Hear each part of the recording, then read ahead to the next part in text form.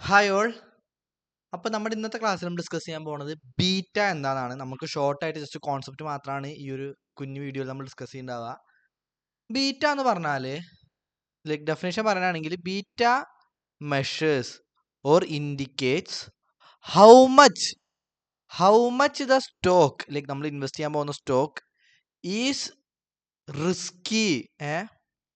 Risky as compared to a market index.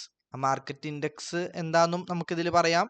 Like അത് എന്താ പറഞ്ഞാലാണ് ബീറ്റയുടെ full concept മനസ്സിലാവുള്ളൂ. അപ്പോൾ ഒരു മാർക്കറ്റിനെ വെച്ച് കമ്പയർ നോക്കുമ്പോൾ നമ്മുടെ സ്റ്റോക്ക് എത്ര റിസ്കിയാണ്.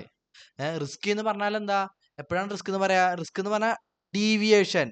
ഇപ്പോൾ നമ്മൾ 15% റിട്ടേൺ ഉദ്ദേശിച്ചിട്ടുണ്ടെങ്കിൽ എങ്ങനെയാണ് റിട്ടേൺ നമ്മൾ എക്സ്പ്രസ് ചെയ്യുന്നത്? ഇപ്പോൾ ഒരു 100 രൂപയായിരുന്നു ഷെയർ പ്രൈസ് തുടക്കത്തിൽ, അത് ഇയർ എൻഡ് ആകുമ്പോൾ 115 രൂപയായി. അപ്പോൾ ഇവിടെ എത്രയാണ് return? 115 minus 100 divided by 100 into 100% convert ചെയ്യുമ്പോൾ കിട്ടുന്ന എത്ര? 15/100 ഇൻറ്റു 100 15% അല്ലേ? അതല്ലേ ഇവിടെ റിട്ടേൺ.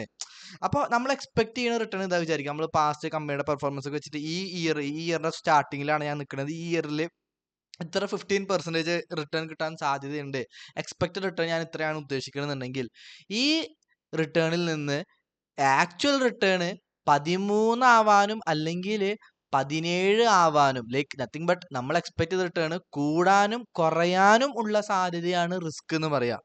അപ്പൊ ബീറ്റ എന്ന് പറയുന്നത് നമ്മുടെ സ്റ്റോക്കിന്റെ റിട്ടേൺ മാർക്കറ്റിന്റെ റിട്ടേൺ വെച്ച് കമ്പയർ ചെയ്യുമ്പോൾ എന്തോരം റിസ്കിയാണ് അല്ലെങ്കിൽ എന്തോരം ഡീവിയേഷൻ ഉണ്ടാവാൻ സാധ്യതയുണ്ട്, ആ ഡീവിയേഷനെ ഇൻഡിക്കേറ്റ് ചെയ്യുന്ന ഒരു സ്റ്റാറ്റിസ്റ്റിക്കൽ ടൂളാണ് ബീറ്റ എന്ന് പറഞ്ഞാൽ. സേ ഫോർ എക്സാമ്പിൾ ലൈക്ക് അതിന് മുന്നേ നമുക്ക് മാർക്കറ്റ് ഇൻഡെക്സ് എന്താണെന്ന് കൂടി പറയാട്ടാ.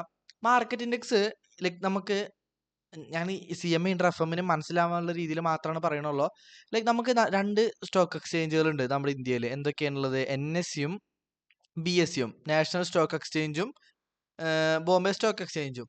അപ്പം NSEയുടെ ഇൻഡെക്സ് ആണ് എന്ത്? നിഫ്റ്റി എന്ന് പറഞ്ഞാൽ അല്ലേ. എന്നാൽ BSEയുടെ ഇൻഡെക്സ് ആണ് എന്ത്? സെൻസെക്സ് എന്ന് പറഞ്ഞാൽ.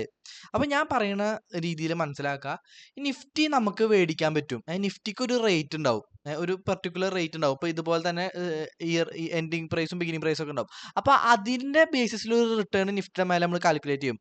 ലൈക്ക് നമുക്ക് for the convenience is of communication നമുക്ക് ഇത് മാത്രം എക്സാമ്പിൾ ആക്കി എടുക്കാം. ഇതും വേറെ സ്റ്റോക്ക് എക്സ്ചേഞ്ച് ആണ്, പക്ഷേ ഇതിലേക്ക് നമുക്ക് ഇഗ്നോർ ചെയ്യാം. നമുക്ക് ഒരെണ്ണം വെച്ചിട്ട് എക്സാമ്പിൾ പറഞ്ഞ പോലെ.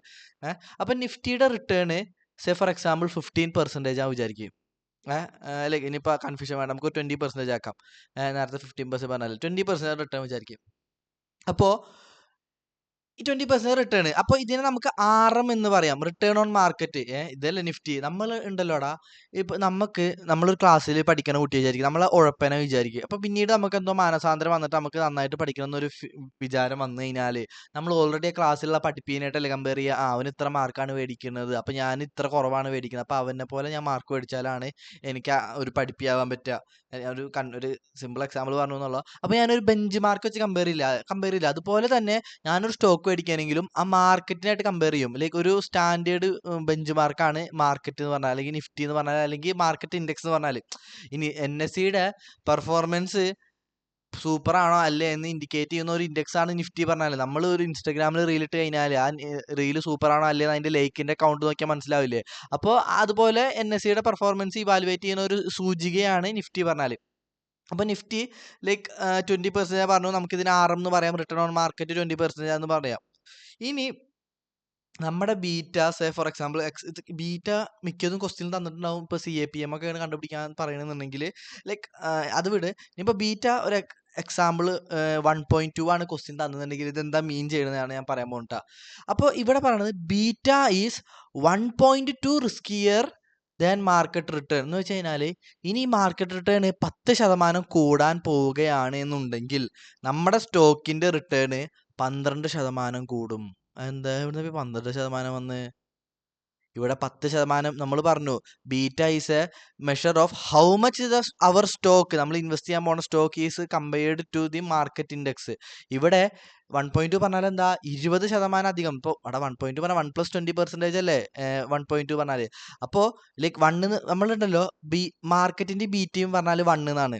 അത് ഓൾവേസ് 1 ആണ്. ലൈക്ക് അത് 1 ആക്കിയിട്ടാണ് നമ്മളിപ്പോൾ ഫിക്സ് ചെയ്തിട്ടുള്ളത്. അത് ലൈക്ക് വലിയ വലിയ എക്കോണമിസ്റ്റ് തീരുമാനിച്ചിട്ടുള്ളതാണ്.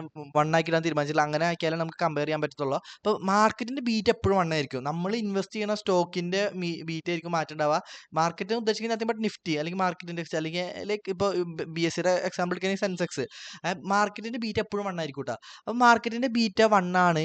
നമ്മൾ ഇൻവെസ്റ്റ് ചെയ്യാൻ പോകുന്ന ഏതെങ്കിലും സ്റ്റോക്ക്, ഇപ്പോൾ ടാറ്റ, റിലയൻസ്, ഏതെങ്കിലും ഒരു പർട്ടിക്കുലർ സ്റ്റോക്ക് മനസ്സിൽ വിചാരിക്കുക, അതിന്റെ ബീറ്റ 1.2 ആണെന്ന് പറഞ്ഞു കഴിഞ്ഞാൽ ഇതിനേക്കാളും 20% ഇൻക്രീസ് അല്ലേ? റിസ്കിയർ അല്ലേ? റിസ്കിയർ എന്താണെന്ന് നമ്മൾ ഓൾറെഡി പറഞ്ഞു, ഡീവിയേഷൻ എന്ന് പറഞ്ഞു. അപ്പോൾ ഇവിടെ 10% ഇൻക്രീസ് ആവണമെങ്കിൽ ഇവിടെ 12% ഇൻക്രീസ് ആവും. ഇനി ഇവിടെ 10% ഡിക്രീസ് ആവുകയാണെന്നുണ്ടെങ്കിൽ നമ്മുടെ സ്റ്റോക്കിൽ 12% ആയിരിക്കും ഡിക്രീസ് ആവുക. അപ്പോൾ കണ്ട ഒരു റിലേഷനെ ഐഡന്റിഫൈ ചെയ്യാൻ ചെയ്തത്, ആ റിസ്കിയർ എത്ര റിസ്കിയർ ആണെന്നുള്ളതിന്റെ റിലേഷൻ ഐഡന്റിഫൈ ചെയ്യാൻ ചെയ്തത് അല്ലേ?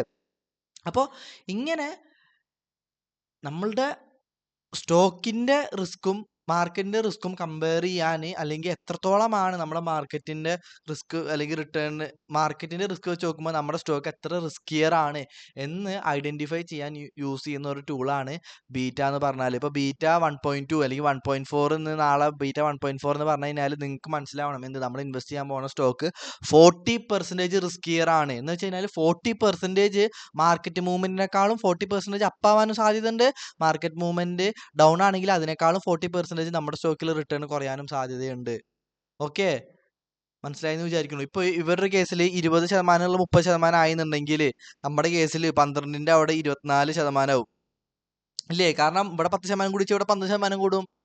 ഇനി ഇപ്പോൾ ലൈക്ക് ബീറ്റ 1.2ന്റെ കേസിലാട്ടാ പറഞ്ഞ്, ഇനി ബീറ്റ 1.4 ആണെങ്കിലോ ഇവിടെ 10% കൂടുന്നുണ്ടെങ്കിൽ ഇവിടെ 14% കൂടും. അപ്പം എത്ര 26% വരും. കുറയുകയാണെങ്കിൽ അതുപോലെ തന്നെ. ഓക്കെ, അപ്പോൾ ബീറ്റയുടെ മീനിങ് മനസ്സിലായി വിചാരിക്കുന്നു കേട്ടോ. എന്ത് ഡൗട്ട് ഉണ്ടെങ്കിലും ചോദിക്കുക. Okay, bye bye.